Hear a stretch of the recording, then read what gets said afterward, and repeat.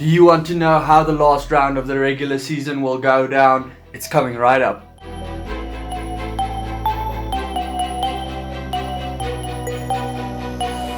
Welcome back to Skinnybru Rugby, guys. This is the last round of the regular season of Super Rugby. There are 4 spots left in the quarterfinals and 8 teams can still make it. So there's going to be a bunch of big games this weekend.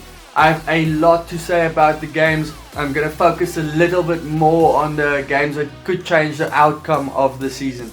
Superbru is going to be a very tough one.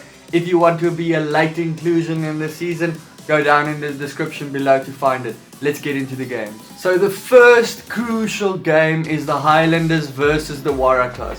So for the Highlanders, they need one of 2 things to happen. They need the Lions to lose to the Bulls and get no points whatsoever on the log, or they need the Chiefs to win with no bonus point.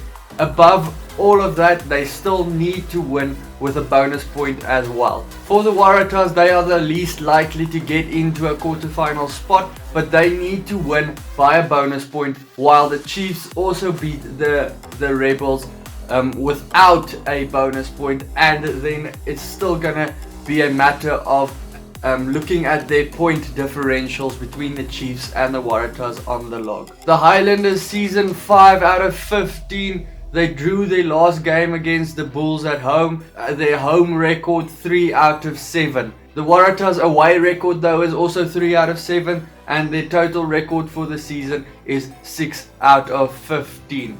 The Highlanders are fielding their best available side. Their last loss against the Waratahs at home is back in 2008. The Waratahs between the 2 teams have won the most recently. The Waratahs won 2 weeks ago against the Rebels. And as we all know, the Waratahs season is one of close margins. Most notably for the Waratahs, there is no Foley on the field, as well as Hooper, who has probably been their best player this whole season. That's why I think the Highlanders will win by 8. The Rebels versus the Chiefs. The Rebels have it easy. They need a win or a draw from this game. Where the Chiefs, they are a little bit above the Highlanders, winning 1 more game in the regular season. The Chiefs, they need to win this game by a bonus point. But if they don't, they can make it if the Highlanders or the Waratahs win without a bonus point, or the Stormers win or lose with no bonus point as well. The Rebels, they are back to their team that they had in the start of the season, where they were very strong. Ginya, Cooper, Meeks, English, Betty, all those guys, Haylett, Petty. I'm forgetting someone, but I can't think of them now for some reason. Anyway, Chiefs, they have their big man back. Retallick, he is finally back from injury. They have needed him really on that field, and his experience is going to count for a lot. The Rebels, 7 out of 15 versus the Chiefs' 6 out of 15 in their regular seasons. The Rebels record 4 out of 7 at home. And they will be hurting after their last game, where they lost 66-0 to the Crusaders. Talking about the Crusaders, the last game the Chiefs played was against the Crusaders, where they beat the Crusaders by 13, which is 2 weeks ago, and they had a bye last week, so all of them have a little bit of rest behind their back. The away record for the Chiefs though is 2 out of 7, but I think they could upset the Rebels and win by 5. Then it's the Jaguares playing against the Sunwolves. In South Africa, it's going to be 10 past 12 at night, so I'll catch the rerun for that one. I know it's earlier than the Argentinian fans are used to, so for a change, I could actually look at the team that is playing on the day before doing these predictions. The Sunwolves, it's their last game of the season. They will be playing for pride. They did pretty well last week in the second half against the Stormers. Their defense was great last week. They only missed 3 tackles in the whole game, and Masirewa really came into the game at the end of that game. Then the Jaguares, they are already in a quarterfinal spot. Another win, they could pass the Hurricanes if the Hurricanes do not win. But I would have rested all my big names and prepared for my home quarterfinal. It kind of looks like that's what they did. there's still some big names on the field, but it isn't their first choice team, if you could say it like that. Their regular season 10 out of 15. A lot have said that the Argentinian Jaguares is basically the Argentinian international team, but to me it isn't like that. They have brought through a lot of youngsters through the Jaguares, and those guys have become Argentinian players. They aren't just a bunch of international quality players when they get to the team. For me though, the Jaguares will win by 15.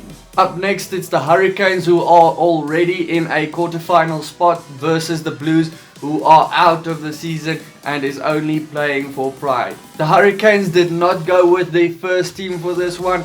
In fact, there's a lot of guys playing that I've never seen before. For the Blues, that time where they won 4 games in a row seems pretty long ago. Their away record 0 out of 7 for the whole season, where the Hurricanes 11 out of 15 for the season, and at home they've had 5 out of 7. There has been speculation of Beauden Barrett going to the Blues. Again, I think last year there was speculation as well. For Blues fans out there, do you really think this could happen? You will obviously know a little bit more. I have read up on it again. I don't see it happening, but if it happens, it's anyway only gonna come at 2021. But it would be a massive signing for the Blues. They really have needed a good number 10 for years now. This game for the Hurricanes will be a game for the second stringers to prove themselves and maybe get onto the bench or so in the quarterfinals and going to the finals as well. The Blues had a heartbreaking loss by 1 point last week to the Reds and in the dying stages of the game, and they will want to prove themselves. Like I said, it is very difficult to call this one. I think the Hurricanes will win by 5, but I don't really know the starting players. There's some big names there. The Blues could surprise many people and would want to finish on a high, so I think I'll still go with the 5 points for the Hurricanes. Then it's a Brumbies versus the Reds. They are in a similar situation than the Hurricanes and the Blues. The Brumbies have already qualified, and it would just be smart for them to play their smaller names in this game. The Reds are already out of the contention for the quarterfinal spots. They will just have a point to prove after that win last week over the Blues in the dying stages. The Brumbies, they are on a 5-match winning streak, so they might want to continue that to have good form leading up to the quarterfinals, where the Reds, it's been 5 years for them since they've beaten the Brumbies at home. So I think the Brumbies will win this one by 6 points. Before heading into the 2 biggest games of the weekend, please consider subscribing if you like my content, and remember, also check out the Facebook page. The next game is down at Newlands, the inconsistent Stormers versus the inconsistent Sharks. The team that wins this game basically gets into a quarterfinal spot where the loser is out. Actually, it's not quite like that. The Stormers actually just need a draw from that one, or if they lose, they need to lose with a bonus point, and they need to have some other things go their way, or if they lose by a bonus point at least, the Highlanders or the Waratahs and the Chiefs have to win both of their games without getting a bonus point. The Sharks, they really need a win from this one if they want to get anywhere. They had a very poor game last week versus the Jaguares. Bosch is out, so for all the Sharks fans who doesn't want Rob in their team, they are going to see him this week most likely. This is probably the chance he needs to step up his game against his old side, so I think he might play a little bit better than he has this season.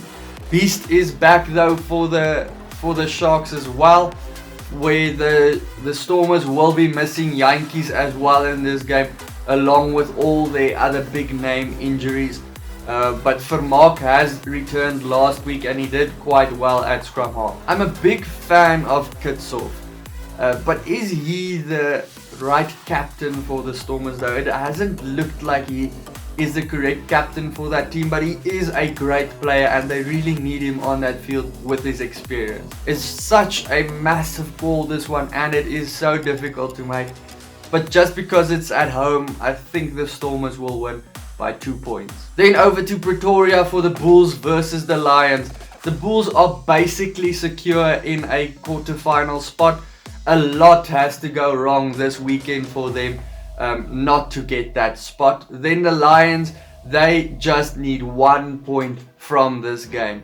If they don't get a point, they have to hope that the Waratahs win over the Highlanders, or the Chiefs or Highlanders win without getting a bonus point. The Lions, they have been very inconsistent this season. They were very good against the Stormers and then very poor last week against the Hurricanes for their loss. Their away record 3 out of 7 and they are so unpredictable. Then we head over to the Bulls. They come home from a successful tour where they got 1 win and 2 draws. If they do get through to the quarterfinals, they will have to fly once more. They did pick their strongest side for this game, including Vermeulen and Pollard. I know Jesse Creel, they said, is back from injury, but he wasn't picked for the team, so that's quite surprising. So the Bulls would want a win from this game to boost the confidence going into the quarterfinals. So I think the Bulls will win by 7. That's it for the predictions, guys. If you want to check out any other videos, check out here on my left. Please remember, subscribe if you like my content. Then I'll see you guys next week. Cheers.